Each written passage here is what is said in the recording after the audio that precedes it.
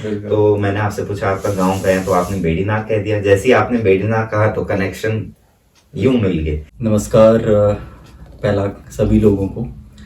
आज मैं एक नई नई सेक्शन की शुरुआत कहते कर रहा हूँ। इस सेक्शन में मैं आपके बीच में लेकर के आऊँगा अलग अलग क्षेत्र के अलग अलग लोगों के इंटरव्यू को। उम्मीद करता हूँ मैं इस वीडियो में आपको वो सब दिखाने की कोशिश करूँगा जो आप लोग कहीं ना कहीं मिस करते जा रहे हैं, कहीं ना कहीं छोड़ते जा रहे हैं। स्टार्ट करते हैं आज के मेरे पहले इंटरव्यू का। तो बहुत बहुत स्वागत है मेरे भाई धन्यवाद। धीरज। मेरा आपसे पहला सवाल है, आप अपने बारे में कुछ बताइए। नमस्कार, मैं दानपुर से धीरज कोरंगा, और दानपुर पट्टी जो कि बागेश्वर में पड़ती है और उसके 3 भाग हैं, तल्ला, मल्ला और बिचला दानपुर। मैं बिचला दानपुर के श्यामा ग्राम से बिलोंग करता हूँ और मेरी पढ़ाई जो है केंद्रीय विद्यालय हल्द्वानी से हुई। लेकिन अभी वर्तमान में हम दानपुर से संबंधित काफ़ी सारी गतिविधियों को कर रहे हैं जो कि हमारे सांस्कृतिक विरासत को संयोजने की है। और मेरा व्यक्तिगत रूप से अभी ग्रेजुएशन कंप्लीट होने के बाद अभी बीएड की ओर भी मैंने कदम रखा है। तो धीरज भाई, मेरा अगला सवाल, अभी तक आपने अपने जीवन में किन किन कठिनाइयों, किन किन चैलेंजों का सामना किया है? मेरे भी काफी सारे संघर्ष हैं। व्यक्तिगत रूप से तो सभी के अपने अपने संघर्ष हैं, लेकिन दानपुर के प्रति अगर संघर्ष कहें तो दानपुर की संस्कृति जो है विलुप्त होने के कगार पर थी, जिसके प्रचार प्रसार के काम के लिए हम लोग सभी युवा, और युवा ही नहीं, इसके साथ महिलाएं और पुरुष और हमारे बुजुर्ग जितने भी हैं वो सभी हम आगे आ रहे हैं और सभी की एकजुटता करने का लक्ष्य हमने यहाँ पर ठाना हुआ है। अब जब ये लक्ष्य ठाना है तो दानपुर जो है दुर्गम भी है और सुगम, यहाँ पर दोनों तरीके के इलाके पड़ते हैं।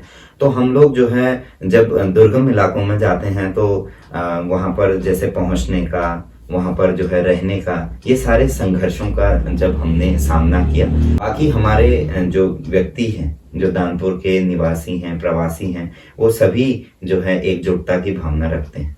मैं आपसे ये नहीं पूछूंगा कि आपकी एक्चुअल एज क्या है जी, बट मुझे पता है कि आप 2000 के आसपास के हैं जी। मेरा अगला सवाल ये रहेगा कि आपको किस एज में या किस मुकाम पे आपको ये फील हुआ कि यार मेरे को अपने समाज के लिए आवाज उठानी चाहिए, मेरे को अपने समाज के लिए कुछ करना चाहिए, और कहाँ से आपको ऐसा प्रेरणा मिली, या कौन आपका ऐसा मोटिवेशनल घर में रहा, या कहीं आपने किसी को ऐसा देखा? तो उसके बारे में कुछ बताइए आप। देखिए, दानपुर से संबंधित अगर बात करें तो पहले एक युवा होने के नाते मुझे भी दानपुर से संबंधित किसी भी टॉपिक्स में किसी के बारे में मुझे पता नहीं था। लेकिन जब मैं 9वीं कक्षा में एक बार हल्द्वानी से जब गांव जा रहा था तो एक गीत वहां पर बजा, ऐजा परदेसी मेरा दानपुर में। तो इस गीत ने मेरे अंदर एक प्रभाव ऐसा किया कि ये दानपुर शब्द जो है मैंने उसी दिन मतलब बहुत घनिष्ठता के साथ, एक तो वीडियो में हम लोग विजुअलाइज की उस चीज को, फिर मैंने गांव जाने के बाद जो है हमारे गांव के बुजुर्गों से पूछा कि ये दानपुर क्या है। तो जब उन्होंने दानपुर के बारे में बताया तो मेरा जो गांव है उन्होंने बताया कि ये विचला दानपुर है, और कहीं दूर जो है बदियाकोट, सोराग, ये मल्ला दानपुर है, और इधर ये कपकोट हो गया, सनीति हो गया, ये तल्ला दानपुर में आता है। तो उसके बाद काफी सारे पुस्तकों में दानपुर के बारे में देखा तो एक छोटा सा संक्षिप्त पैराग्राफ में दानपुर की डेफिनेशन को खत्म कर दिया था। तो ये एक हमारे लिए दर्द भी था, हमारे लिए दुख की बात भी थी कि इतना बड़ा क्षेत्र होने के बाद, इतना सुंदर क्षेत्र होने के बाद भी हम एक सिमट के रह गए, क्योंकि हमारे अंदर जो है एक अवेयरनेस नहीं थी, हमारे बुजुर्गों ने जो है लेखा जोखा नहीं किया, हम लोग एक मॉडर्नाइजेशन की ओर चलते चले। धीरज भाई, मेरा अगला क्वेश्चन ये है कि दानपुर के बारे में मेरे को भी बहुत चीज़ें नहीं पता थी, जो चीज़ें मेरे को आपसे मिल करके ऑफ कैमरा पता चली है। तो मैं चाहता हूँ कि आप हमारे दर्शकों को, जो भी इस वीडियो को देखेंगे, जैसे वहाँ की संस्कृति क्या है, ये वेशभूषा क्या है। ये दानपुर जो है जितना मैं समझ पाया हूँ हमारे लोगों को। वैसे तो सभी पहाड़ी जो है बहुत ही शांत और दिलदार होते हैं, दूसरों की मदद करने के लिए हमेशा तत्पर होते हैं, वही बिल्कुल। हमारे संस्कारों में भी है। बिल्कुल। लेकिन दानपुर के लोग बहुत ही सरल हैं और उनको जो है वो जो है एकता पे विश्वास करते हैं। तो सबसे पहले अगर हम खेत खलिहान की बात करें तो हमारा जो कार्यशैली है वो हम लोग जो है जो रबी फसल होते हैं या खरीफ होते हैं, तो हम लोग जो है सभी लोग मिलके काम करते हैं। तो इस मिलके जो ये मिलकर वाला शब्द है, इसको जैसे हम लोग वल्ट पल्ट भी बोलते हैं पहाड़ी में, कि आज मेरे वहाँ काम है तो सभी लोग मेरे वहाँ आएंगे, फिर हम दूसरी बार जैसे आपके वहाँ काम है तो हम आपके वहाँ मिलके करेंगे। सही तो है। ये वल्ट पल्ट वाला एक कॉन्सेप्ट है जो बहुत अच्छा हमारे वहाँ पर है। दूसरा हमारा जैसे हम लोग हम प्रकृति को पूजते हैं। तो प्रकृति में सबसे पहले जैसे हम भूमियाल देवता, भूमियाल हम अपने इष्ट देवताओं को भूमियाल देवताओं के रूप में भी पूजते हैं। तो जो भी अन्न हमने वहां पर बोया है तो हम 2 बार पूजा करते हैं। वैसे तो वर्ष में 3 बार पूजा होती है। हाँ। जैसे ग्रीष्मकालीन में नैनांग चढ़ाया जाता है। अच्छा। तो जो हमने बैसाख के महीने में जो फसल को काटी है तो वो हम जेठ के महीने में, गर्मियों के महीने में हम उसे एक नई नांग मतलब नए अनाज के रूप में हम उन्हें इष्ट देवी देवताओं को अर्पित करते हैं। अपना खाने से पहले हम अपने खाने से अपने भंडार गृह में रख के मतलब जो है पहले हम अपने इष्ट देवताओं को चढ़ाते हैं ताकि आगे की फसल जो है अच्छी हो। और बरसात के समय में हरा भरा होता है तो हम लोग दूध चढ़ाने की हमारी परंपरा है हमारे मंदिरों में, ताकि हमारे जो है धिनाली, जो हमारे दूध दही घी ये चीजें बहुत आगे हम और अच्छी हो जाएं और समृद्ध हो जाएं। और ठंडियों के समय पे जो पूजा होती है अक्टूबर में नवरात्रियों में, तो उस टाइम पे हम लोग सीख चढ़ाते हैं। सीख यानी कि जो चावल जो धान हम लोग बोते हैं बरसात के समय पे, तो उसको काटने के बाद उसको हार्वेस्ट करने के बाद हम लोग उस सीख को जो मंदिरों में चढ़ाते हैं, जैसे नौलिंग देवता के मंदिर में, बंजैण देवता के मंदिर में, नंदा माई को, तो सभी इष्ट देवी देवताओं को हम सीख चढ़ाते हैं। तो ये हमारी तो ये संस्कृति। हम लोग अपने नौले और अपने स्रोत को जल देवी के नाम से पूजते हैं। तो जल देवी हमारी, हम लोग इतने पवित्रता के साथ उस स्रोत की पूजा करते हैं जिसने संपूर्ण ग्रामवासियों की प्यास बुझाई है, उनको जो है शीतलता प्रदान की है। तो उनको जो है जल देवी के नाम से हम पूजते हैं, जिसमें हम बिल्कुल शुद्धता रखते हैं। और एक ऐसा होता है, एक दैवीय आस्था और दैवीय डर दोनों हमारे अंदर रहता है, तो जिससे एक प्रकृति भी बची रहती है। और हम लोग एक काम और करते हैं, जैसे जंगलों को जो है देवी माई को समर्पित करते हैं। अच्छा। इसी के साथ अगर खान पान की बात करें तो हमारा मडुआ, हमारा झंगोरा, हमारे मूल रूप से गहत की दाल और इस तरीके के हमारा अनाज रहता है। और हमारे जो हस्तशिल्प है उसमें रिंगाल के उत्पाद रहते हैं, और जो जिसको मिनी डॉर्फ बैम्बू या मिनी बैम्बू इस तरीके से भी बोलते हैं, तो उससे हम लोग हस्तशिल्प अपना बनाते हैं, जैसे चटाई वगैरह ये सब। धीरज भाई, आज आप इस पोशाक में कहते हैं इंटरव्यू देने के लिए आए हैं, सो मैं चाहूंगा कि आप इस पोशाक के बारे में बताएं। गेटअप ये है क्या, और ये कहते हैं कब पहना जाता है, इसका क्या महत्व है, तो इसके बारे में आप बताइए थोड़ा। देखिए, ये जो गेटअप मैंने पहना है, मॉडर्नाइजेशन के चलते आपने कई सारे जगह पर वास्कोट या ये सब चीज़ें देखी होंगी, लेकिन ये ब्रिटिशर्स के आने के बाद रहा।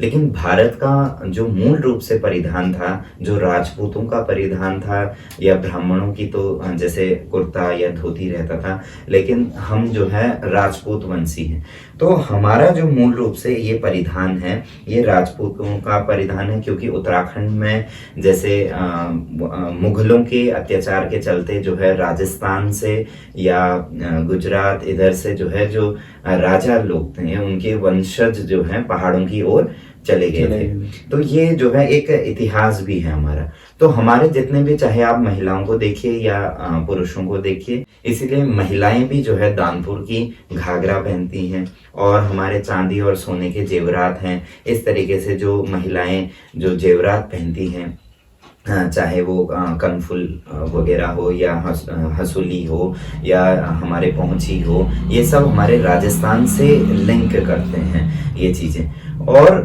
जो ये मैंने परिधान पहना है ये अब जब ब्रिटिशर्स आए तो ब्रिटिशर्स के दानपुर में प्रवेश करने के बाद ये परिधान भी विलुप्त होते चले गया। अच्छा। और कोट पैंट का चलन हमारे बुजुर्गों में भी अभी देखा जाता है। हाँ।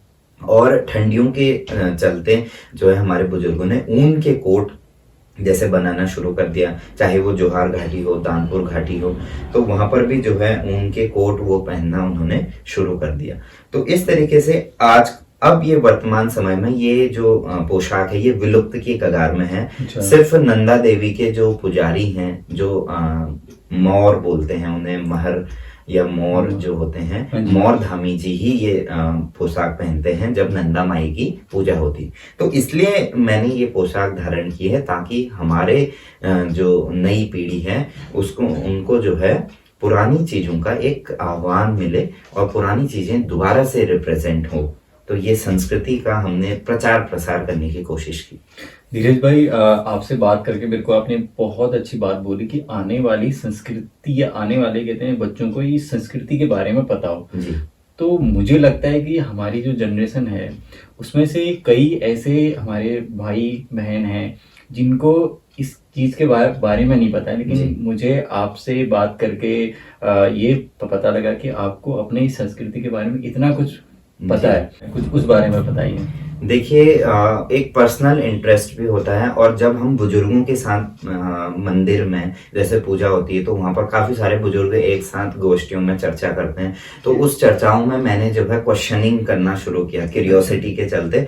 तो उन बुजुर्गों ने जो है मुझे इतना सब कुछ बताया कि धीरे धीरे हम लोग उसे लिखते गए, हमारी टीम बनती गई। हमने जो है हर गांव में जो है हर गांव की भी अलग अलग संस्कृतियां हैं, तो उसको जो है बुजुर्गों के थ्रू जो है हमने जानने की कोशिश की।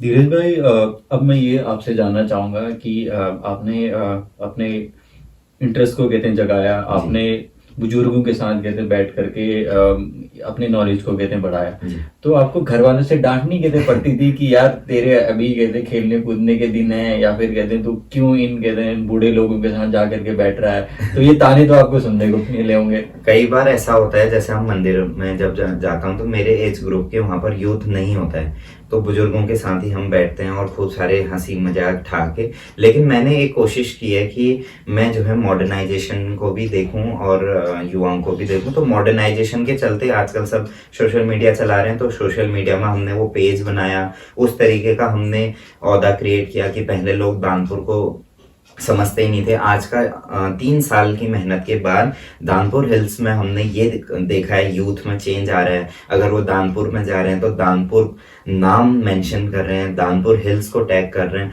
तो ये हमारे लिए एक बड़ी उपलब्धि है कि हाँ, यूथ को पता है कि अगर वो बागेश्वर से वाले परगना में हैं तो वो दानपुर में खड़े हैं और दानपुर के लिए एक उनके अंदर एक प्रेम जाग रहा है। ये हमारे लिए एक अचीवमेंट है।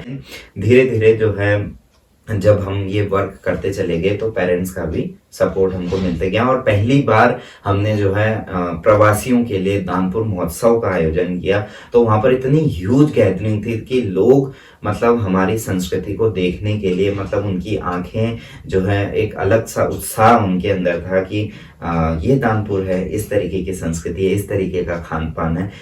तो मैंने आपसे पूछा आपका गाँव का है, तो आपने बेड़ीनाग कह दिया। जैसे ही आपने बेड़ीनाग कहा तो कनेक्शन यूं मिल गए। आपको दानपुर से रिलेटेड कोई मेरे को एक आप के लिए हमारे दर्शकों के लिए आप डेडिकेट कहते हैं कीजिए, तो आप कौन सा सॉन्ग चाहेंगे कि जो हमारे दर्शक कहते हैं उसको सुने?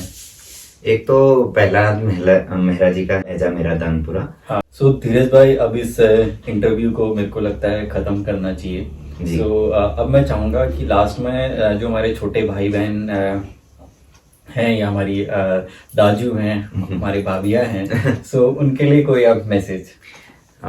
तो देखिए, आपको सबसे पहले तो मेरा नमस्कार और छोटों को आशीर्वाद।